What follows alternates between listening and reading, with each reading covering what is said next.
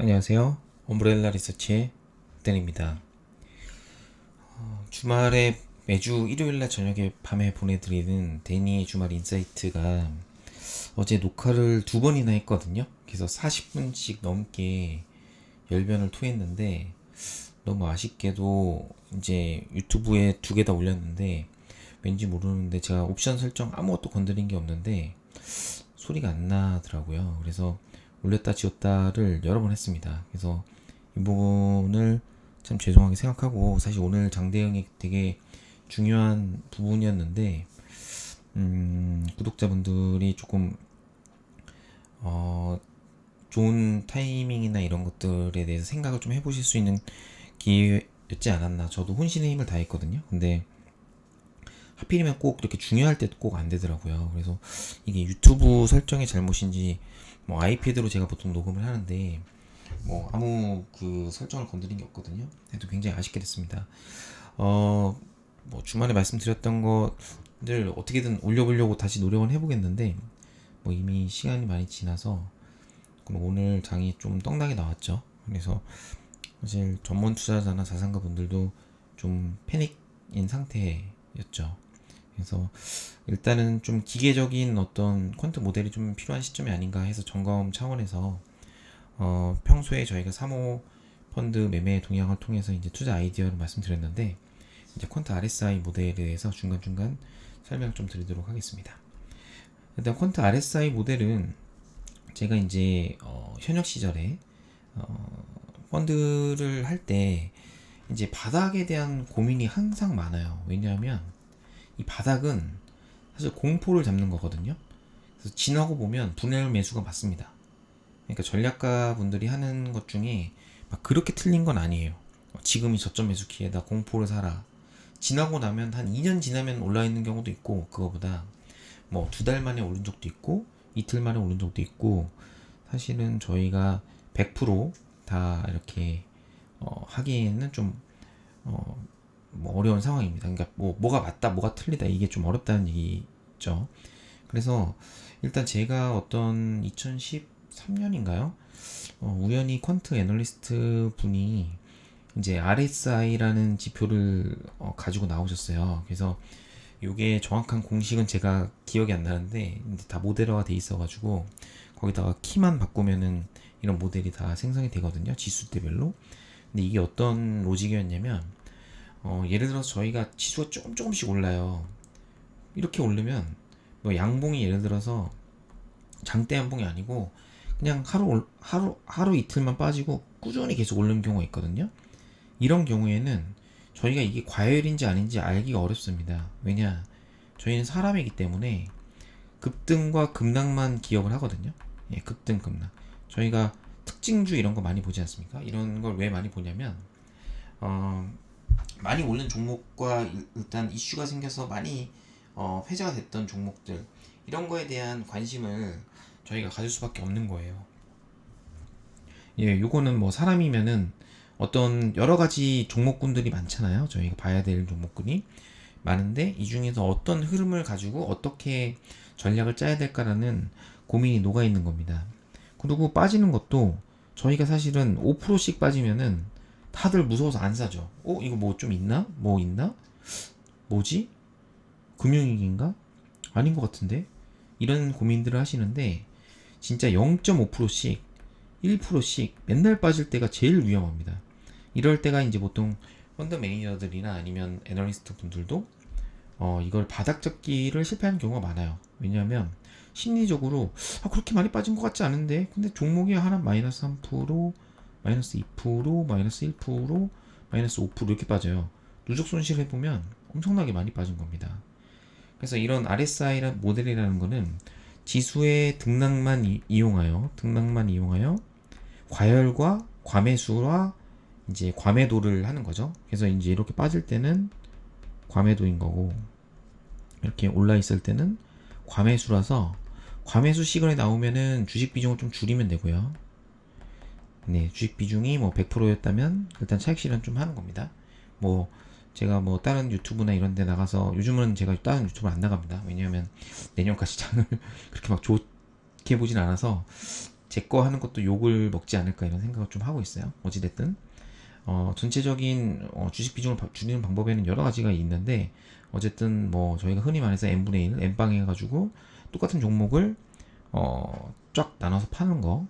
네, 그래서 뭐 그런 것들이 있고 이제 과매도 같은 경우에는 이제 현금 비중을 좀 늘리는 거죠. 그래서 본인이 가지고 있는 포트폴리오를 추가해도 되고 여기다가 신규 종목을 추가해도 됩니다. 뭐 이런 전략을 말씀드리는 거고요. 그래서 RSI 모델이란 이제 지수의 등락을 이용해서 이걸 만든 퀀터 모델이다. 뭐 자세한 로직까지는 아실 필요가 없는데 제가 이거는 애널리스트 현역일 때 이제 매니저분들한테 많이 보내줬던 모델이에요. 그래서 이거를 보시고 아 이게 지금 저점이구나 바닥이구나. 물론 틀릴 수 있는데 시차가 크게 길지 않습니다. 예를 들어서 보시는 방법은 여기 위에가 있고 이제 아래가 있잖아요. 헷갈리니까 파란색으로 할게요.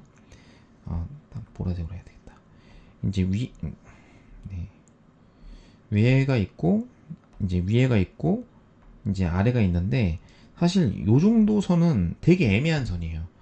지금 40.2가 나왔거든요. 코스피 200이. 그러니까 이게 코스피 200이니까 어떻게 보면 코스피 대형주를 말씀하는 건데 코스피 200이 40.2%이 중간 단계가 굉장히 애매한 단계입니다. 그래서 다시 한번 이렇게 이 박스권 한번 저희가 그려보면은 이게 지수의 등락과 거의 비슷하긴 합니다. 근데 지수의 저점, 이게 저점인지 아닌지 알기가 좀 어려워요, 사실은. 그래서 여기 국면이 있으면 이제 매수 타이밍, 위에 있으면 매도 타이밍인데, 뭐 정확하게 맞진 않죠. 보면 요 근방, 한 70, 밑에서도 한 20 정도, 요 근방이면 매수 타이밍이 될 수 있다라는 거고, 신기한 거는 지수가 바닥인데 RSI가 바닥이 아닌 경우가 있어요. 제가 요거 주말에 저희 유료 구독자분들은 제가 보내드렸는데 자세히 보셨는지 사실 모르겠어요. 이게 워낙 내용이 많다 보니까 해설을 안 하면 좀 어려운 부분이 좀 있거든요. 그래서 이런 부분은 월요일날 이렇게 장 전에 뭘 해야 되나 이런 고민이 되는데 어찌됐든 지금 그 RSI 같은 경우에는 40.2가 나왔습니다. 40.2가 어떤 포지션이냐면 5월 9일 종가 기준으로 40%가 나왔고 그 다음 4월 12일 저점이 23.5예요. 그러니까 4월 12일 날 코스피가 그때부터 반등이 좀 나왔거든요. 그래서 그때가 요때가 요때가 바닥이라고 얘기할 수 있는 부분이었고 지금 여기서 요만큼 오른 다음에 다시 조정이 나오고 있는 그런 상황입니다. 그래서 여기서 위로 갈 수도 있고 아래로 갈 수도 있어요. 근데 확실한 거는 진바닥은 아직은 아니다. 이제 주가가 빠지면은 보통 그 반대 매매가 나오게 되죠. 오늘 같은 경우도 좀 모 증권사의 큰 지점에서 이제 반대 매매가 나오기 시작했는데 3개월 고점과 저점을 좀 기억해 두실 필요가 있습니다. 물론 이 모델을 계속 업데이트를 하신다는 가정하에요. 제가 이제 유료 구독자분들은 텔레그램으로 좀 실시간으로 보내드리고 있거든요. 4월 4일자 같은 경우에는 72%. 그러니까 4월 4일이 단기 꼭지였다는 거죠. 4월 4일이 어디였냐면 여기쯤이네요. 여기쯤. 그 다음에 1월 27일이 15% 저점이었다. 그럼 1월 27일은 어디였냐? 뭐 요 근방 정도 되겠네요. 그러니까 요 정도랑 요 정도 시그널이 나오면 이제 고점과 저점을 논할 수 있다라는 거고 지금은 지수가 이렇게 빠졌는데 불안한 건 아직까지 이게 진바닥이 아니라고 지금 시그널이 나오고 있어요. 그래서 제가 적어 놓은 게 지금 최근 저점 23.5를 경험했는데 1월 말 15%까지는 지금 40%니까 15%까지는 아직 많이 남아있다. 고버스 해야 되냐? 고버스를 사라는 얘기 아닙니다. 이게 위로 올라갈 수도 있고 빠질 수도 있는데 바닥은 아니라는 거죠. 그러니까 이제 이런 모델을 이제 이용을 하게 되면 어떻게 되냐면 지수가 이제 이렇게 급락이 나오잖아요. 그럼 보통 급락이 될 때 개인들이 좀 많이 사요. 왜 그러냐면 나는 싸게 산다는 생각을 하거든요. 근데 고수들은 또 오를 때 따라 사는 사람도 많습니다. 그런데 그 사람들이 뭐 멍청해서 오를 때 따라 살까요? 그게 아니라 이제 모멘텀이 붙었을 때 확인하고 3, 4%를 덜 먹더라도 그냥 붙는 거죠. 뭐 5%, 10% 차이 날 수도 있겠지만. 그래서 지수가 이렇게 많이 빠졌는데 이런 40%가 나왔다. 그러면 뭐 예를 들어서 전체 주식이 60%고 그 다음에 현금이 40%라고 얘기를 해볼게요. 그러면 현금 이렇게 있으면 현금에 10%만 투입을 하는 거죠. 일단 그럼 이게 위로 올라가면 땡큐. 왜냐하면 10%를 샀기 때문에. 근데 밑으로 한 번 더 빠진다. 그러면 이 40% 중에 10%를 또 투입하는 겁니다. 근데 이 기간은 40이니까 40에서 15까지 내려올 가능성, 아니면 23까지 내려올 가능성, 이 가능성에 대해서는 사실 어떻게 보면 정상적인 부분이 좀 필요해요. 이게 바닥에 나왔을 때 당일날 나온 급등이 나온 경우도 있거든요. 그래서 이제 제가 장중에 좀 업데이트를 해드리는 거고, 요런 내용들이 이제 여기 수치로 다 나와 있습니다. 3개월을 보는 이유는 예를 들어서 히스토리컬리하게 이제 3년, 5년 하면은 숫자가 더 극단 값으로 가겠죠. 5%, 여기는 95% 이렇게 하는데 이게 잘 안 맞아요. 극단 값이기 때문에. 그러면 지금 이 5%까지 빠질 가능성이 있냐라고 하면은 이거는 저희가 정성적으로 분석하는 수밖에 없죠. 그래서 기계적으로 저희가 판단을 하는 겁니다. 보면은 4월 12일날 바이 시그널이 나왔었다. 그 뒤로는 나온 게 없죠. 그냥 쭉 흘렀죠. 이렇게. 지수는 근데 빠졌는데 희한하게 RSI가 별로 안 빠졌어요. 그래서 그게 제가 좀 무서운 점입니다. 지금 코스닥 같은 경우에는 4월 초부터 저는 이제 코스닥이 진짜 2차 전지만 아니면 숏이다. 왜냐면 모델에서는 숏이 나왔어요. 근데 2차 전지가 이제 NCM 가격 오른 거 반영해서 1Q 저점으로 2Q 가이던스를 세게 줬습니다. QOQ로 50% 올릴 수 있다. 에코프로 BM. 그러면서 이제 지수를 받쳤거든요. 근데 RSI는 계속 빠졌어요. 그래서 저는 약간 코스닥 인버스도 좀 위험하지 않냐. 왜냐면 이것 빼고 바이오 IT인데 IT는 전방이 사실 비메모리나 이런 후공정 패키징 그리고 애플 관련된 요거 빼고는 사실은 구조적 성장이 나오기 좀 어렵거든요 지금. 왜냐면 전방이 다른 업황들이 사실 좋진 않아요. 그러니까 애플 물량 Q 늘어나는 거 빼고는 좀 무서운 상황이에요. 예, 그래서 좀 IT 바이오가 못 버티면 지수는 빠질 것 같은데 지수는 의외로 잘 버텼거든요. 그래서 2차전지가 조정이 나오면 지수도 조정이 나올 것이다. 너무 당연한 얘기인데 일단 차트적으로는 사실은 그렇게 나이스한 모습은 아니죠. 사실 이렇게 흘러내렸으니까. 중요한 건 여기서 이렇게 터치를 해야 의미가 있는데 아직까지는 터치를 하지 않은 상황이에요. 그래서 5월 9일자 오늘자 종가로 보면 34.5%가 나왔고 그 다음에 최근 저점 신호는 나오지 않았습니다. 저점 신호 안 나왔다는 거는 뭔가 시그널이 나온 게 없어요. 최근에. 왜냐면 최근에 아웃퍼폼 했거든요. 아웃퍼폼이라는 거는 장 안 움직일 때 혼자 지수가 코스닥 혼자 막 움직일 때가 있었죠. 지수는 빠져도 그러니까 전자가 버티고 이제 코스닥은 또 빠지는 이런 상황인 것 같고, 그래서 보면은 3개월 고점을 보면 86% 여기 다 나와 있습니다. 86% 최저점은 19.2%가 1월 27일 날 나왔어요. 보면은 1월 27일 이때 나왔고 1월 6일도 있는데 여기는 빠졌나 보네요. 3개월이 넘어서. 네, 요만큼 나와야 이제 바닥이라 볼 수가 있는 거겠죠. 그래서 요 정도까지는 가야 되는데 과연 이게 몇 번 만에 여기를 터치할 것인가에 대해서는 저도 매일 돌려봐야 됩니다.